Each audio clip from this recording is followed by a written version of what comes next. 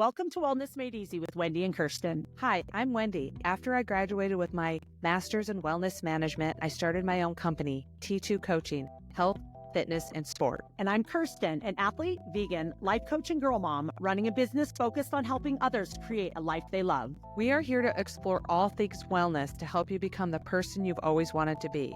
So if that's why you're here, open your ears and your mind as we tackle the world of wellness together. Hi, everybody. Hi, Wendy. Hi, Kirsten. How are you? I'm good. It looks like you're at work again. Yeah, I'm at Lifetime. I'm in a different location, but it's definitely more comfortable than being at my house. Yeah. And is that it? Did it work better for timing wise too? Yeah. Perfect. Wonderful. So let's jump right in. What was your wellness win for the week? My back's pain's gone. Ooh, 100%. I think so. Like it was lingering around, especially I noticed it after sitting, slouching. And sometimes like it would like kind of tighten up, like remind me you need to take it slow. You can't take any quick movements. And now I get up, I notice it for a couple steps, but it's not that bad. I feel like it's 100%. Like I feel, 99.9. Right. So that's a huge win so I think it's been 3, maybe I tweaked it a month ago. I mean, a month ago seems like so long ago.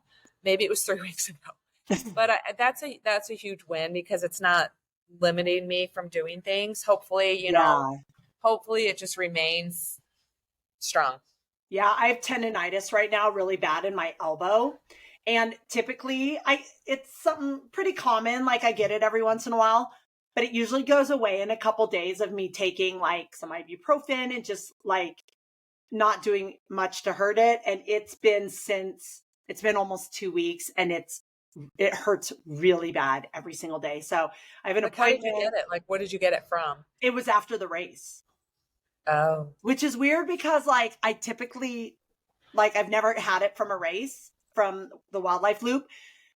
It doesn't hurt when I swim. Like I can feel it when I swim, but it doesn't hurt. It kind of like there's some pressure if I try to like pull hard. But the only thing I was thinking of is maybe on my bike, since there's so much climbing, ascending and descending, maybe I was just holding on really tight. And then when I ran the whole half marathon, I was carrying my water bottle. Yeah, I think tendonitis is one of those things that once you have it, you always have it. It's whether it's up or not.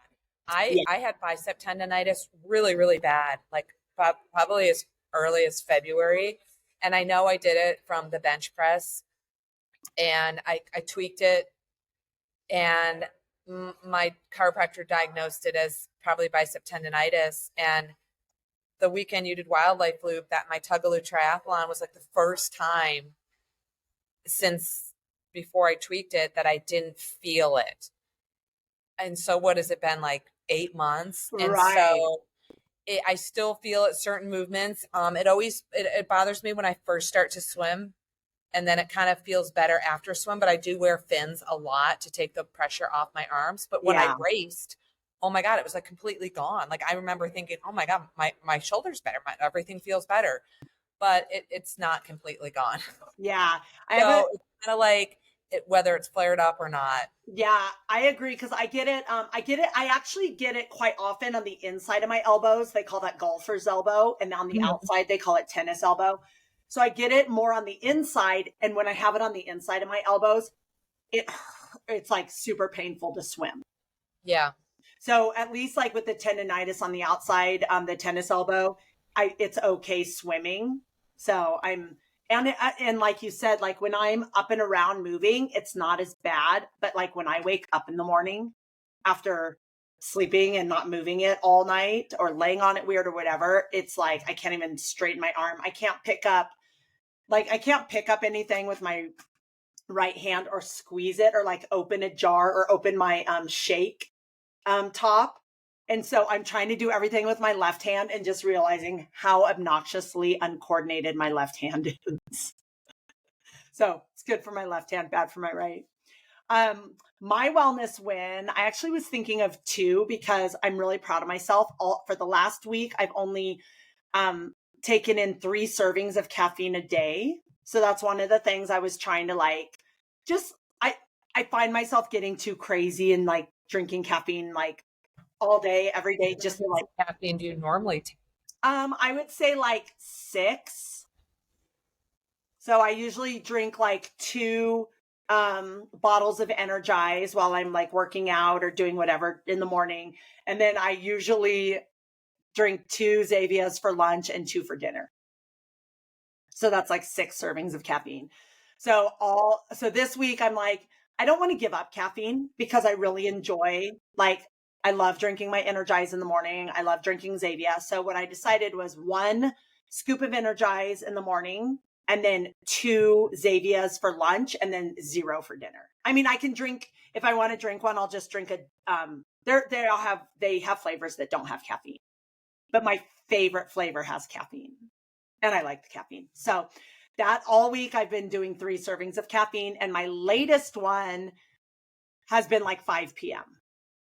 Whereas before, there were some days where like Wednesday when I would get off work at like 8:30, I would get home at like 9 and like drink one. Cause I'm like, I don't know. It just like calms me and helps me like down. Yeah. So I usually drink my afternoon coffee, which I am now, but I usually don't drink it till after 2. Sometimes I'll drink it while we're doing the podcast, but it's kind of the end of it. The end of my coffee intake is usually 2:00.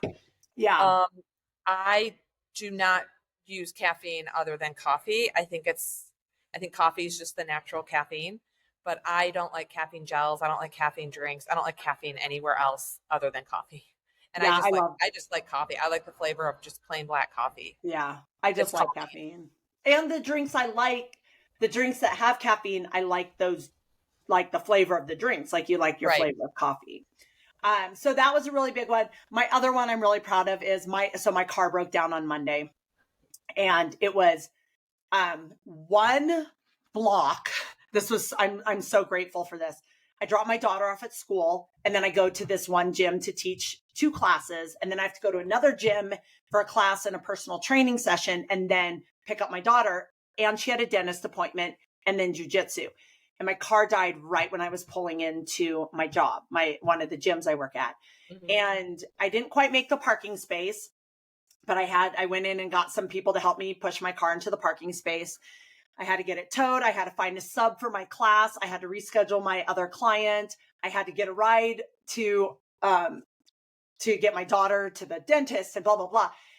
And then Tuesday I had to Uber a lot. Now I have my mom's car until my car gets fixed. So thank you, Mother, for letting me take your car. But for 2 days I was like it was just crazy. And I didn't freak out. I didn't cry once. And like normally, and the tow truck, it was called Fast Affordable Towing. That's literally, the website is like fastaffordabletowing.com. Uh-huh. And it took 5 hours to get the tow truck. And it was over $200 to tow it 1/2 mile. So I'm like, so normally like that alone, like me waiting around, calling them back, can you give me an ETA? No, blah, blah, blah.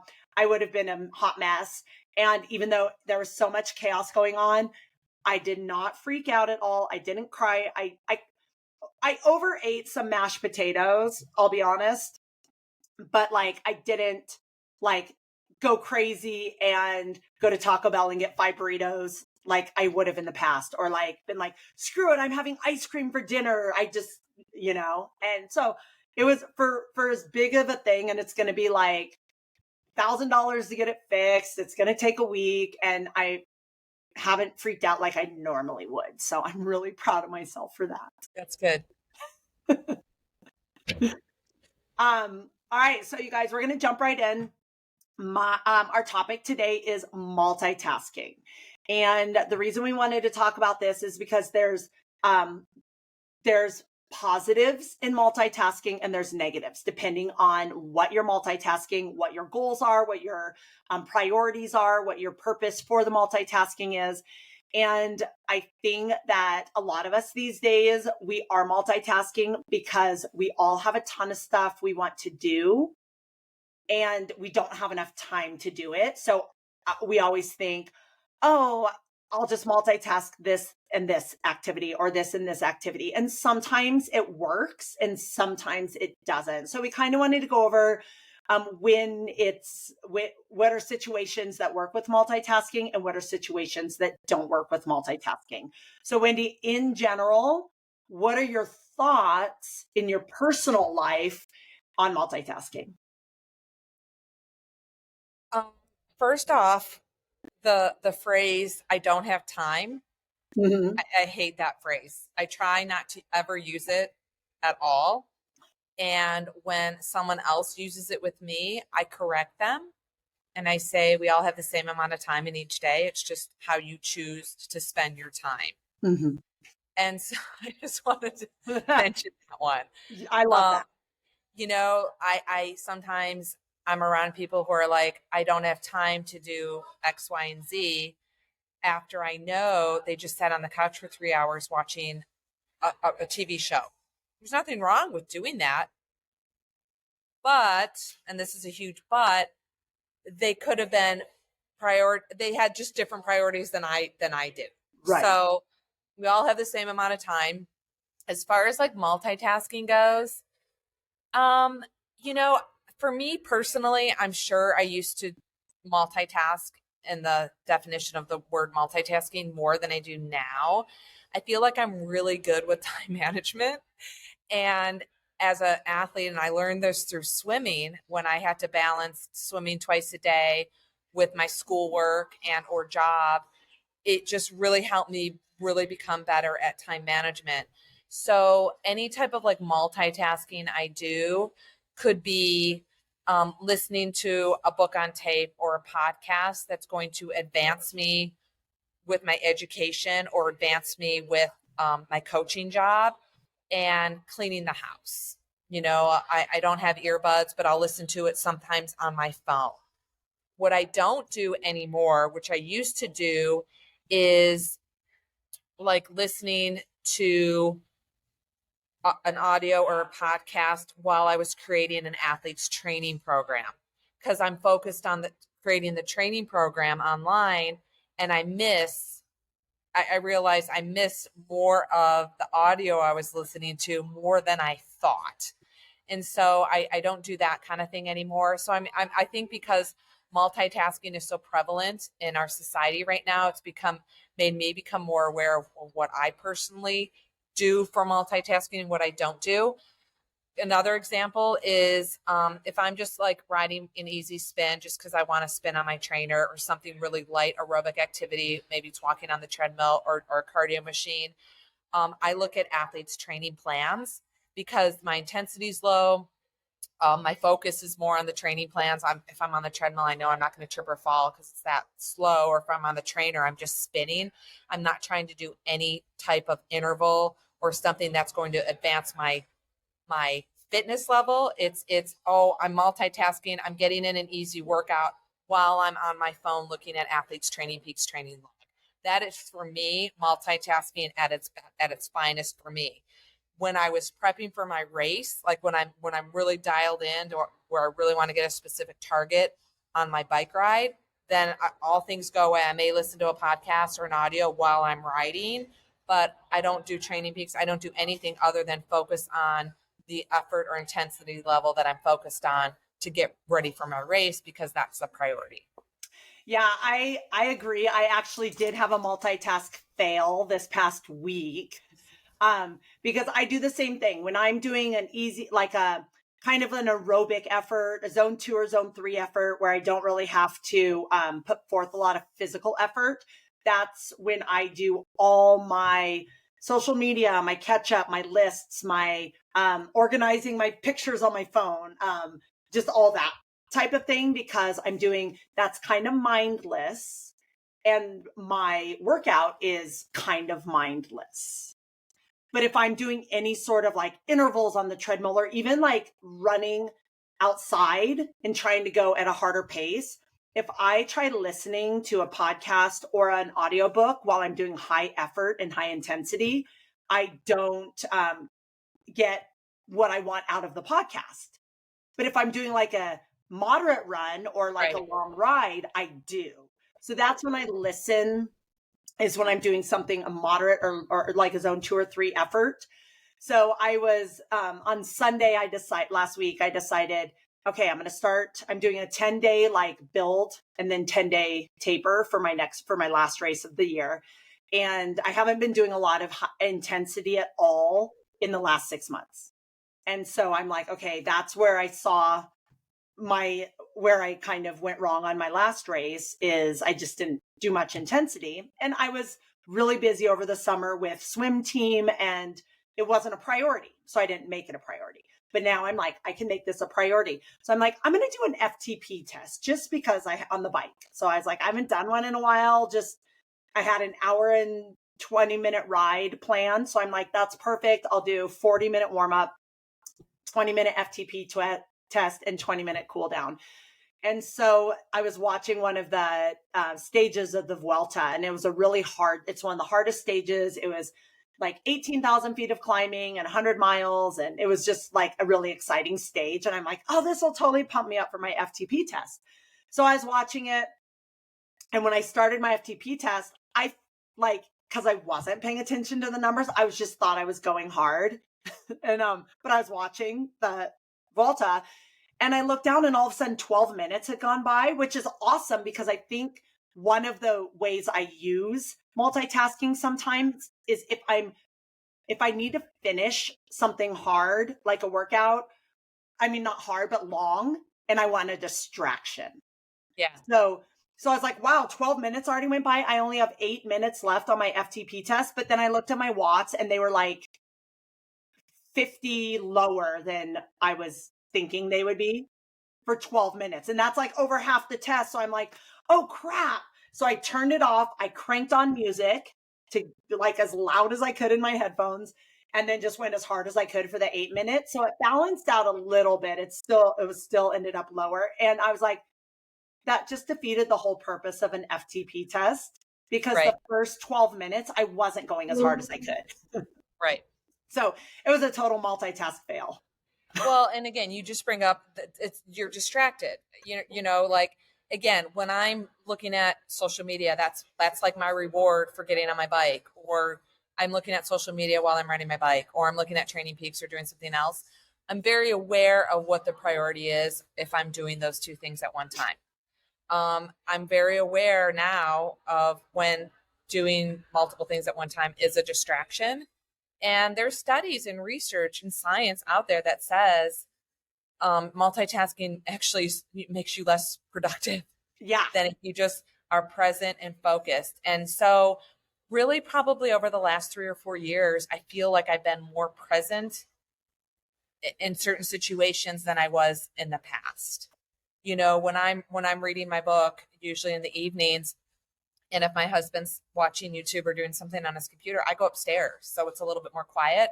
So I'm a little bit more focused on reading and getting the subject in my mind. Because in the past, I used to kind of skim read and fast read if there was something going on in the background. And I have a hard time if I'm on the phone with someone and someone's trying to talk to me at the same time. I don't hear the person on the phone and I don't hear the person talking. I get so it's you get neither. Yeah, it's audio overload for me. And so, you know, it's just becoming more aware of the priority and just really trying to be a little bit more present in everything I do. Right. So what are 2 or 3 situations that you find that multitasking does work? So specific that it does work. I mean, like I just said, social media while I'm working out. Mm-hmm. You know, and when I'm on social media, again, I never feel like I'm a doom scroller on social media. When I'm on social media, I'm checking in on my friends, or I'm checking in on athletes I coach, or I'm looking for inspiration for myself to create a post on Instagram. Ooh, you know, I'm just kind of looking at other people's posts. I'm like, ooh, I'm going to create a post like that. And I kind of take notes. And for me, that's very productive. It's not necessarily doom scrolling. I don't feel like I get distracted on social media. I feel like there's a purpose for my business or for my friendships in that realm. I don't know. So the couple the couple that come to mind for me that work for me is if I'm listening to either like I listen to the Grand Tours. So like I just got finished listening to the Vuelta a España, and that's like 4 to 5 hours a day. So unless I have nothing else going on in my life, like I'm multitasking listening. I want to hear as much as I can. And if it's something's really exciting, I'll run over to my phone to look at it.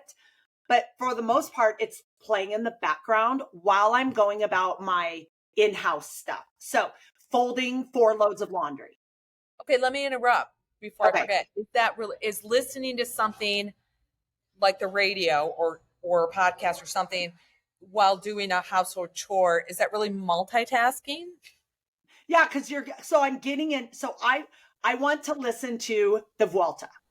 Like I said, it's around 4 hours a day. So I have to do it because I don't have 4 hours a day to sit there and watch my phone. Okay. So if I want to get in all 4 hours, then I have to do it while I'm doing other things. Okay, I hear you. Yeah. So like while I'm doing dishes, while I'm folding laundry, and I do put in my earbuds so I can walk around the house. I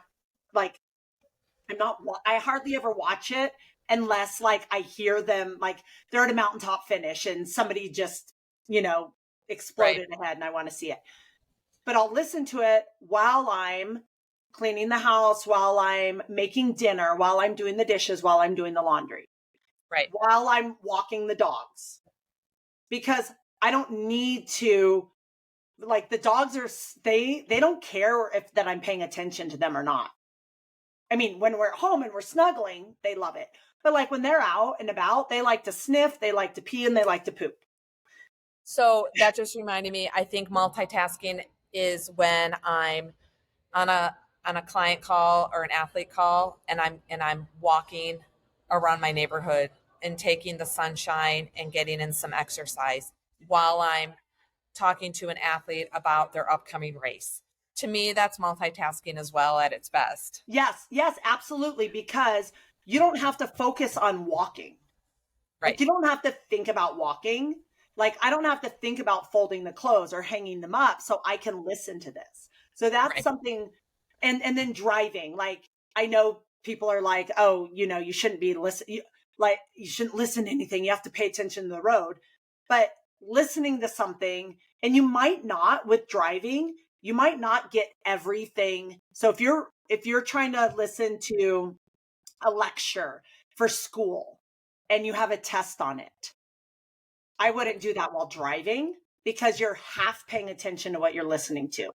Right, but definitely I do catch up on a lot of podcasts that I miss out on, that I really want to listen to. I'm like, ooh, I'm going on I'm Yes. gonna go drive to Augusta in a couple weeks. That's a 3.5 hour drive.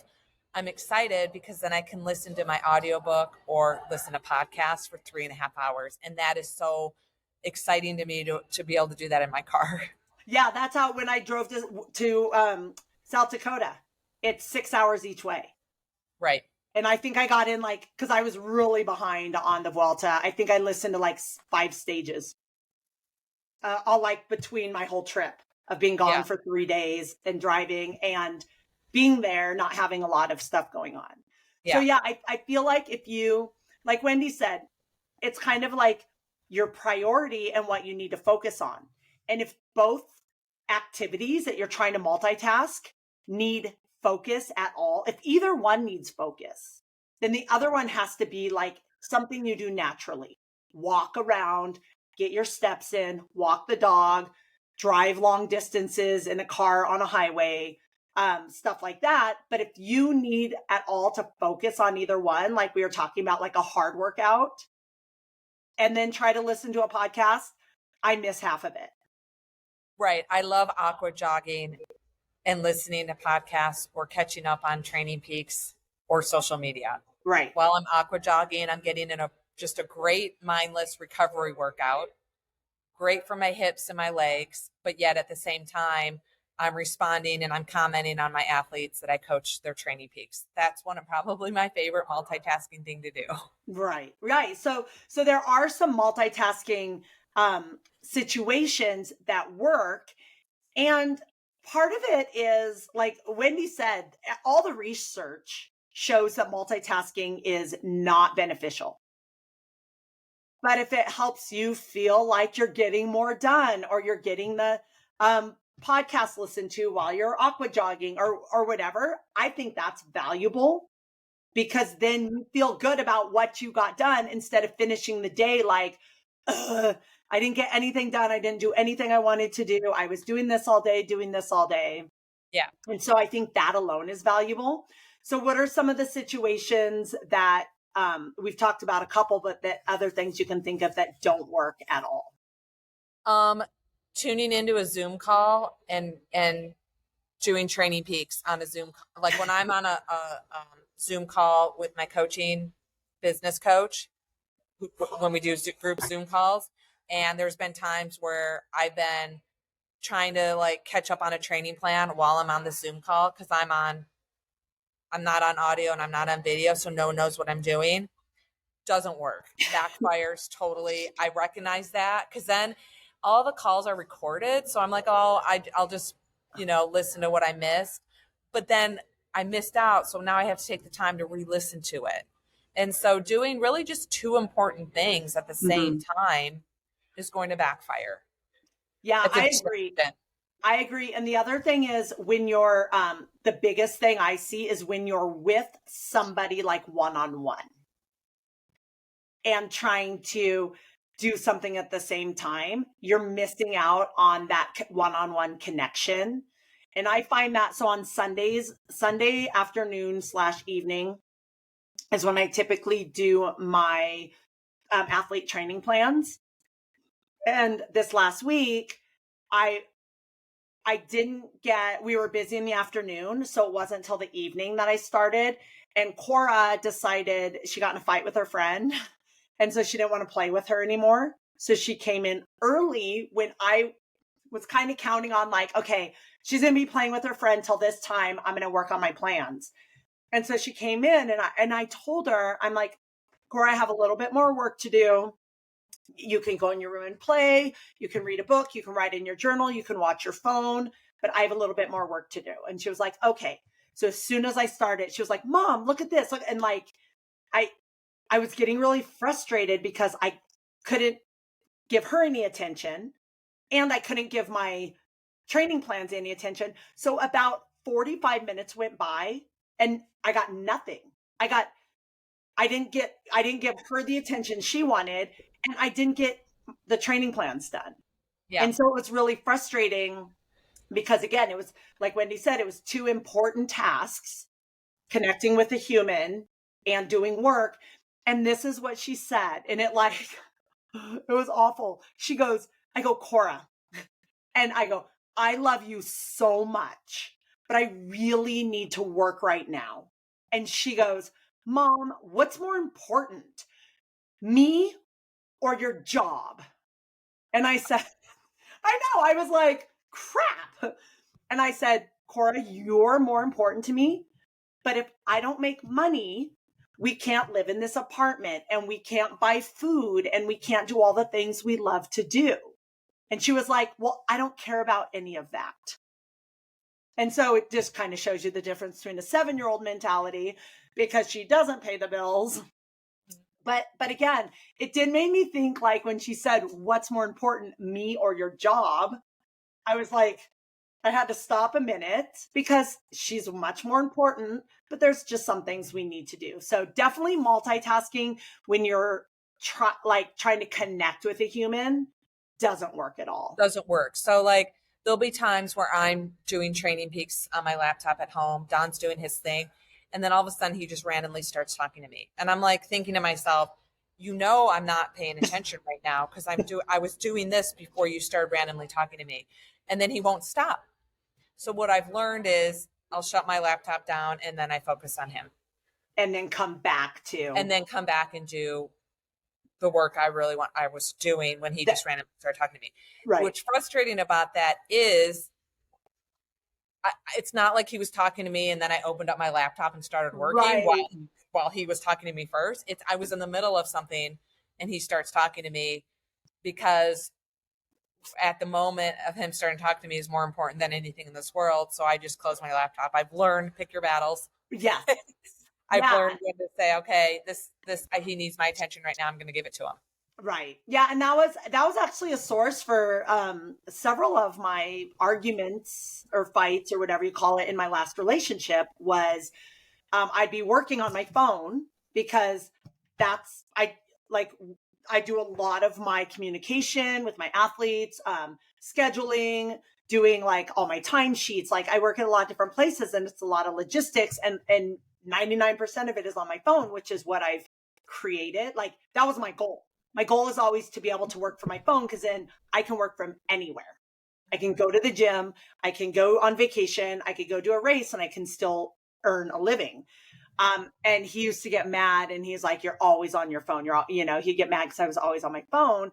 And so I'd have to say, like, I would come back from a race and I'd be like, I need like 10 minutes to post my race pics, give a shout out to my sponsors or people that have like helped me get to this race. And he would say, okay, but he was still like, you're always on your phone. You're always on your phone. And so it's if you want that connection with somebody, you need to set those boundaries and maybe set a timer, say, okay, I have to work for a half an hour and then I'm all yours. Like we've talked about that with training. We've talked about that with when you work a lot. We've talked about that in relationships with your kids. So yeah, I think overall, like with multitasking, if you know what your priority is, then make sure that is the thing you're focusing on. And then if it's something like housework isn't my priority and watching the Vuelta isn't my priority, but they're both things I want or need to get done. So I'm going to throw them together because if my housework is half-assed or me watching the Vuelta is half-assed, it doesn't matter to me. It's not a big deal. Right. So, anything else you want to add about multitasking? No.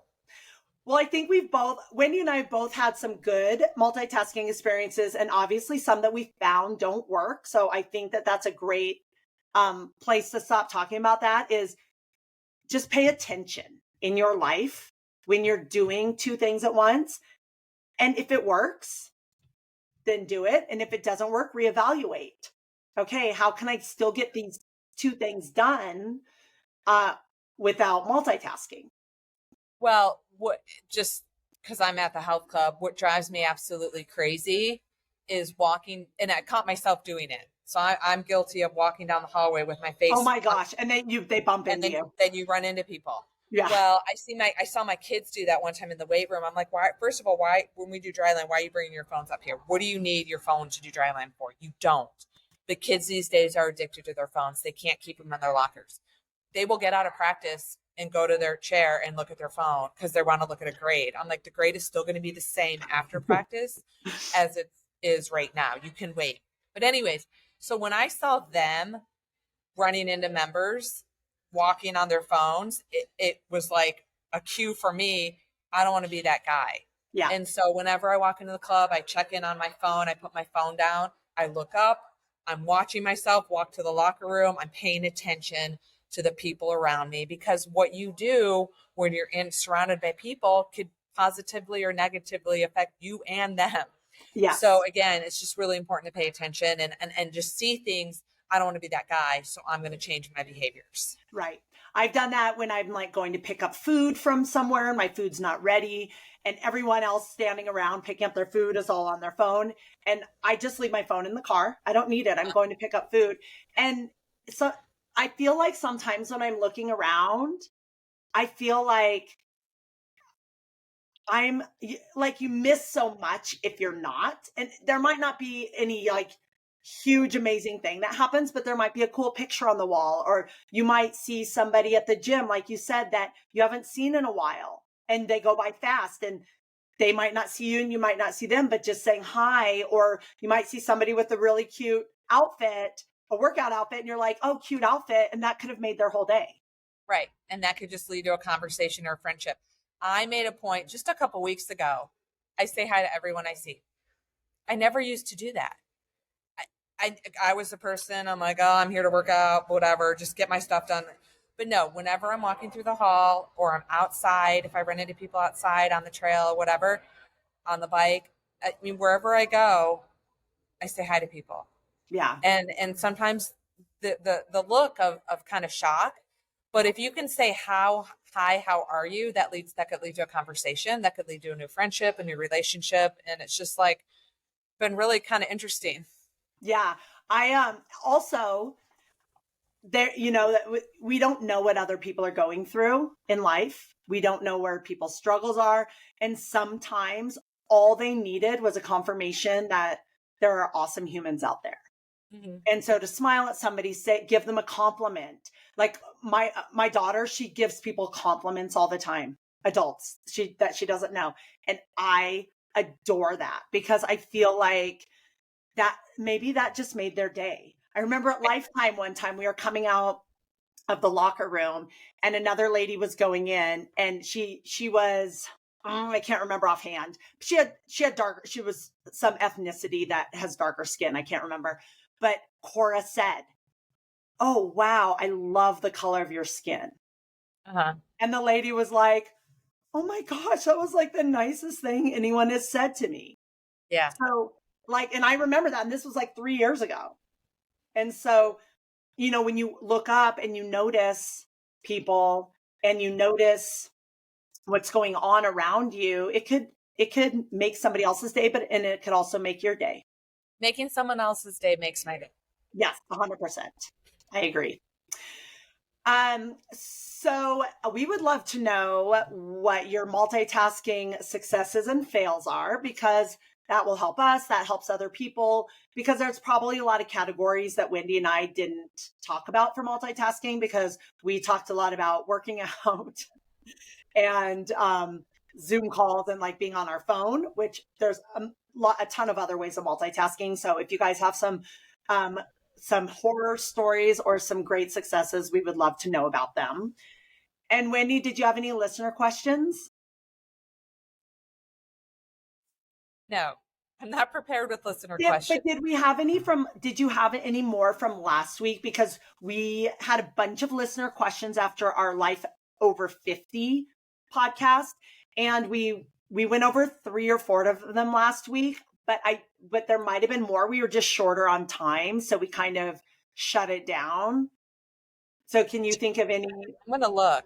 Okay. Yeah, look, because I think I actually have a it's a listener uh not a specific question, but they were asking about because I started using a Whoop, which is just the heart rate. It tracks your respiratory rate, your HRV, your heart rate, your body temperature, and your pulse ox. It tracks those consistently throughout the day and then gives you feedback based on that. And she was asking, she just got a Whoop as well. So we've been kind of like sharing Whoop stories. And I don't know this answer, but I thought it was really interesting, the things that we're both noticing, in that we thought some of our activities would be a higher strain than other activities because they use all these metrics to measure your strain. And then they use all these metrics to measure recovery. And then your strain against your recovery gives you a number of like, if you're overall recovering. And it also gives you like a Whoop age, where it's like, oh, your body is telling us you're this age, but you're like, mine is low, but it also is aging at like 1.3. So I'm aging faster than I should be based on those metrics. So the thing I thought was really interesting is that swimming is my calming, meditative, recovery, feeling good sport.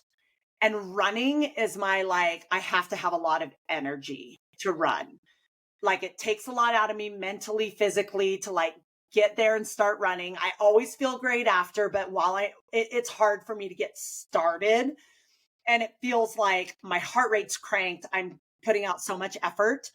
And the other day, my strain for my 1 hour run was less, like based on all those metrics. My strain for swimming is higher than running. And I just thought that was really interesting because, and Wendy and I always talk about like listen to your body. How do you feel? Because swimming is, even that day, my swim, I would have said, was 100 times easier than my run. So it's just something, like I said, it wasn't a listener question. Her and I have just been kind of comparing our things. And I just thought it was really interesting what the metrics of your body tell you compared to what your brain tells you. Yeah. So. Yeah. I could go, we did podcasts on metrics that matter, but like, maybe because I've been doing this a long time, but like my training readiness, according to my Garmin, and the volume. It's like you shouldn't get out of bed today. Right. And then I go knock it out of the park, especially with my race 2 weeks ago. So, like I tell my kids all the time, I'm sure I've told my adult athletes that I coach in a different way, but whenever they're tired, because they get all whiny, I'm like, you can still swim fast when you're tired.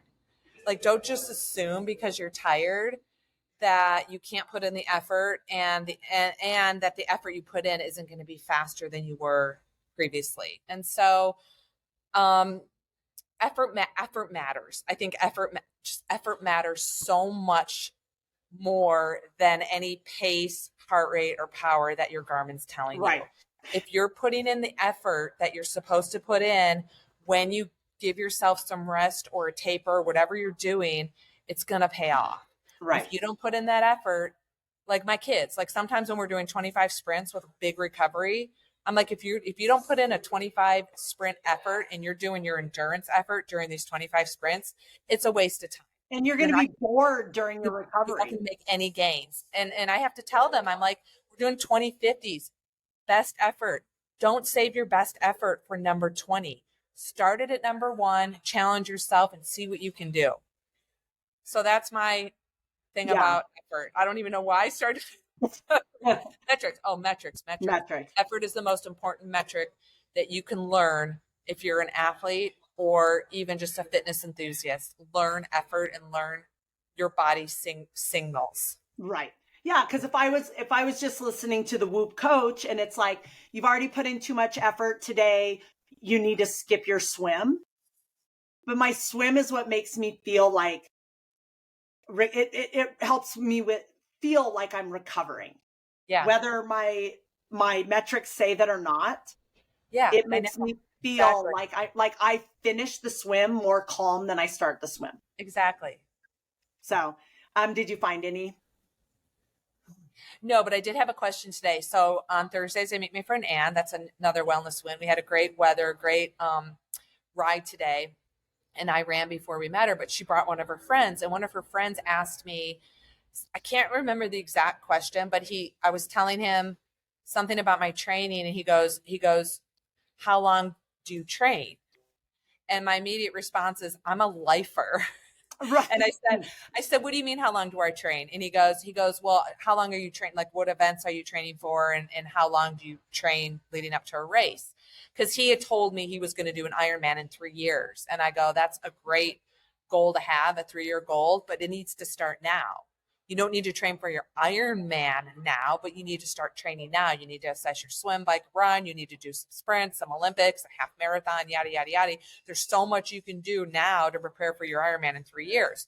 So when he asked me that question, I'm like, well, I'm a lifer, meaning I train for my mental and physical well-being. I'm training for life. Yes, I do some events, but I mostly have been training for 33 years with a break when I broke my patella. I mean, I don't stop training. I'm always at that base fitness where I can say, okay, I'm at this base fitness. Whereas, am I going to do a 50 miler or am I going to do a 5K? And then I kind of map out my training in my mind of what do I need to do to get ready for the 50 miler or the 5K or the triathlon. But it was an interesting conversation. But yeah, that was the question of how I train. And I told him, I'm like, I don't really follow a training plan. I said, I'm a coach and I will detail and progress each athlete and they're all successful. But when it comes to me, I'm more of the random trainer. It works for me. Right. And at the same time, I've been doing this for 33 years. It's different than someone who's never trained before in their life. Right. I have that 33 years of base history that I know what I need to do. Even though I don't plan it out, I I track it on my Garmin. It goes to Strava. It goes to Training Peaks, but I don't keep my own log. I just know. And I do look at my log. I do say, oh, I'm doing Tug-a-Loo triathlon this year. I did it 5 years ago. What was my training like 5 years ago compared to this year? I kind of look at stuff like that, but at the same time, I'm a lifer. That's what I said.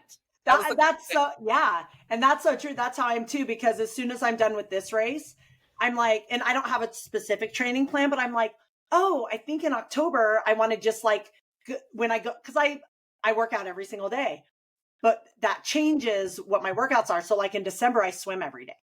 Like we do December. So in October, I was like, oh, when I get done, I'm just going to do step mill every day. When I go to the gym, I'm just going to do step mill because I love doing it. I don't do it as much as I want to. I usually take a break from running for a couple months at the end of the year because I don't love running. And so it's just a mental break. But I'm like, oh, I don't have to do any runs for a couple months. But same thing, I'm going to work out every day. And people ask me a lot, what day's your rest day? I get that question a lot. Like, when do you take a rest? What day is your rest day? Do you do a rest day? And Wendy and I've talked about this before. We're both the same way. We do a rest day when our body says you need a rest day, mentally or physically. Right. Like that comment to that is there's no such thing as overtraining, just under recovery. And for your body to force a rest day. And some of my athletes say, I need this day off. Right. Or I need this. That's fine. Like I get that.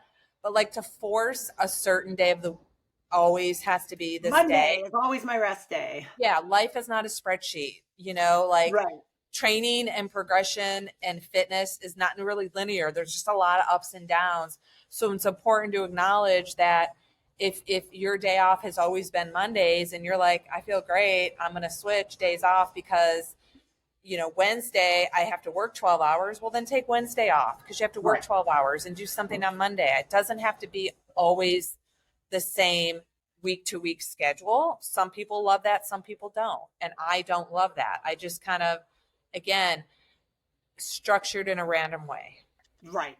Yeah. I have people and they're like, so they're like, oh, I'm so tired. I don't want to do this. I've been really struggling. And I'm like, then take a rest day. Yeah. Today, like right now, just don't do your workouts today and do those workouts tomorrow or the next day or the next day. Like if you're wake up and you're like mentally or physically just do like dreading your workout or dreading your training to the point where you're like struggling with yourself and not the like, oh, I don't feel like doing this today, but once I get started, I know I'm fine because that's me every day. But like really like you can't, like your body hurts or you're just exhausted or you just pulled all night or whatever, your kids are sick, take a day off. And that's why people are going to be successful athletes with a coach, because a coach is going to be able to juggle your training around for you. So to take the guesswork out of it, so you can say, you know what, coach, I'm going to switch my days around. What do you think? Or I'm going to take today off. How should I proceed if I switch my rest day? Or how should I do this? How should I do that? People who follow a static training plan, who are really dialed in and say they think they have to do this in order to be successful in their event, are the people that don't have as much longevity in the sport like we do. They get burned out. And that leads to illness and injury and burnout because they don't realize or they don't know how to adjust and adapt things to their plan. They don't see, well, maybe they had a bad day because they didn't drink enough, they didn't eat enough, they didn't sleep enough. They don't keep track of that stuff like a coach is going to monitor that for them and try to motivate those types of feedback and questions. Yeah, when an athlete says to me, I'm exhausted, I say, okay, on a scale from 1 to 10, with physical, mental, and emotional, with 1 being like, I can't get out of bed, and 10 being like, I feel amazing. If they rate themselves under like a 4 on any or all of those, I'm like, take a day off. Yeah.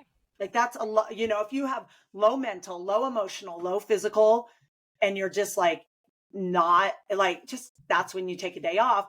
But like you said, if they're just following a plan without input from anybody else, they're going to either take the day off because they have to and then feel crappy about it and not know when to make it up, or they're just going to do it anyway. And then it could lead to something worse. They could be getting sick. They could be, and that's when it does lead to injury, illness, and burnout. Yeah. So what are you most excited about this coming week? The vernal equinox, the first day of fall is is September 22nd. I'm thinking of the spring equinox, but I really like equinoxes, and I like the first day of summer, first day of fall, first day of winter, first day of spring. So that's happening on a Monday. And my goal always is when we have these equinoxes, first day of a new season, I like to catch the sunrise and the sunset on that same day because I'm a sunrise sunset. So I don't know, it makes me feel really good when I can get it on those special days. And in the farther future, I just cannot wait till the time change. It's just so dark in the mornings, especially here compared to when I lived in Colorado. It's just too dark in the mornings. I miss feeling comfortable running at 6 a.m. because it's dark. Yeah. And it's uncomfortable. And even though is it safe? I don't know. I usually have to wait. Like I miss sunrises earlier. Right. And I miss sunsets earlier. So I'm one of those rare people that's really excited about the time change coming up. Well, I think a lot. I'm excited about the time change because we get an extra hour of sleep. Yeah, but for that one day, we fall back. But at the same time, I don't mind shorter sunlight. I don't mind shorter days because I wake up early. I'm a morning person. And then that allows me the ability to catch a sunset. And usually the first part of the time change, I'm coaching the kids still outside. So I get to catch sunsets while I'm coaching the kids. Right. And I just love that because I just love seeing sunrises and sunsets. So yeah. That's what I'm looking for. I'm excited about it getting darker earlier because I have a 7-year-old who doesn't tell time yet. And so her body works on light and dark. Yeah. And so she winds down a lot sooner in the fall, winter, spring than she does in the summer. So that's exciting to me. I have date night with my mom tonight, so I'm excited about that. I also have an interview with at Lifetime, one of the Lifetimes I work at. They're looking for a master's coach. Sweet. So cross your fingers. My interview is this afternoon. I know. So hopefully, just because I love coaching. I love coaching masters. I'm working at Lifetime anyway. It'll give me a couple more hours of work, and it's something I love to do. So I don't know why you wouldn't get hired, but let me know. Text me later. I know. I'll let you guys know. All right. Anything else? No, that was a good one. Awesome. Okay, you guys, we want to hear from you. What do you want to hear about? What do you want us to chit chat about? What are your questions? And tell us how everything is going. We're coming into a new season, so exciting stuff coming up.